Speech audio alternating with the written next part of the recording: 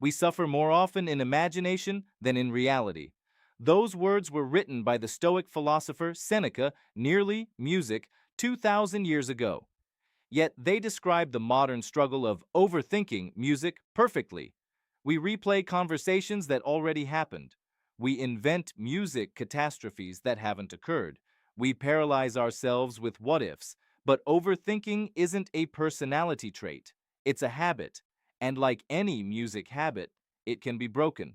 Today, we're looking at 4 simple Stoic inspired steps to silence the noise and music reclaim your mental clarity. Chapter 1. The foundation of all Stoic practice, music, begins with the dichotomy of control. Overthinking is essentially the music mind's attempt to exert power over things that are inherently uncontrollable. When we obsess over a what if, we are wasting music, the most limited resource we have, our attention. Epictetus, music who spent his early life in the chains of slavery, realized that true freedom is music internal. He taught that our only true domain consists of our own opinions, music intentions, and actions. Everything else, the economy, what your partner thinks of you, or music, the mistakes you made 5 years ago, is indifferent. But why do we struggle with music this? Because overthinking mimics the feeling of being productive. Your brain tells you that if you think about a problem long enough, you'll eventually find a safe outcome. But there is a sharp divide between active music planning and passive worrying. Planning is a tool, worrying is a trap. Here's what music to do. Take a physical piece of paper and draw a circle. Inside the circle, write down the actions you can take in the next 5 minutes. Outside the circle, write down every outcome, every opinion, and every future music event that is bothering you. Once it is on paper, look at the items outside the circle and say to yourself, "This is music, not my business." By defining these boundaries, you give your mind the permission it needs to stop processing data. Music, it cannot change. Chapter 2. Marcus Aurelius, the leader of the Roman Empire, often spoke about stripping the things of the music world naked. He would look at expensive Falernian wine and remind himself it was just decayed grape juice, music, or his purple imperial robes and see them as sheep's wool dyed with the blood of a shellfish. He did this to remove the emotional charge from things. Overthinking doesn't thrive on facts. It thrives on value judgments. We don't just observe a situation, we narrate it with terrifying music dramatic adjectives. Practice objective representation. When you are overthinking a social interaction or a work mistake, strip every single music adjective away from the story you're telling yourself. The overthinking narrative says, "I made a catastrophic mistake, music, in that presentation. Now my boss thinks I'm a total failure and my career is in serious jeopardy." But the Stoic fact says, "I spoke for 10 minutes. I missed one slide. My boss is currently answering emails." Music. Here's why this works. When you remove words like catastrophic, total, or jeopardy, you starve the overthinking fire of its fuel. You aren't being a positive thinker. You are being a rational thinker.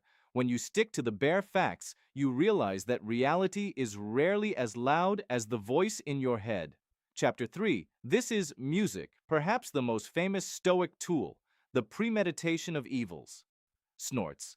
Overthinking is usually driven by a vague music shadowy fear of the future.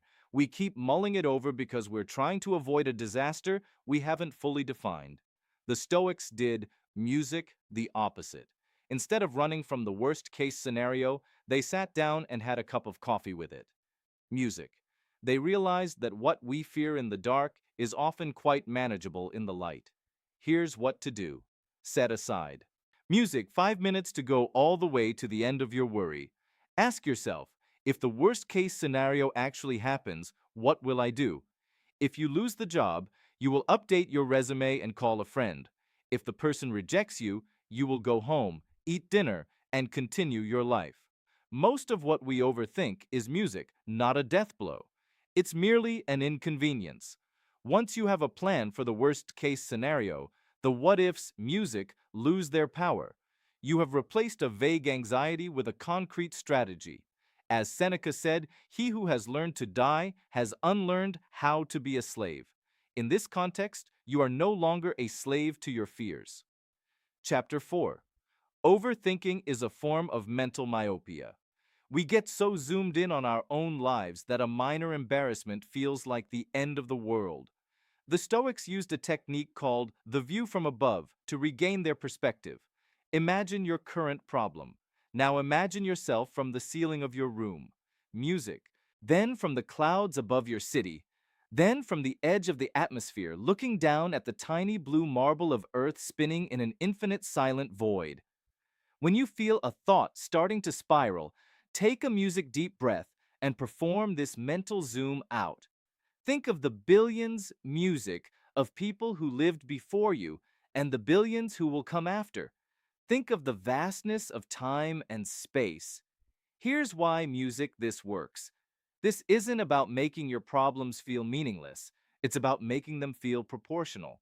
Most of the things we overthink today will not be remembered by anyone, music including us, in 5 years. By adopting the view from music above, you detach yourself from the ego that is driving the overthinking, allowing you to return to the present moment with a sense of calm, music, and humility. Your mind is your most valuable piece of closing real estate. Don't let what ifs live there, rentrée. Every minute spent in a mental spiral, music, is a minute stolen from the only life you actually have. Overthinking is a slow leak in your energy. It is an attempt to solve the future with a mind that belongs in the music present. As you go about your day, remember that while you can't control the chaos of the world, you own the fortress within. You own your judgment, your perspective, and your absolute right to choose your next thought. That is where your true power music lies. The path to tranquility isn't about avoiding the storm, it's about finding the stillness at its center. If this perspective helped you find a bit of clarity today, hit the like button. It helps the algorithm find others who are tired of the noise. Subscribe to join us as we continue music to apply these ancient tools to the modern world, building a life of focus and integrity. Comment below. What is one thought you are choosing to let go of today? Let's discuss music it and grow as a community. Until next time, keep your head clear and your soul steady.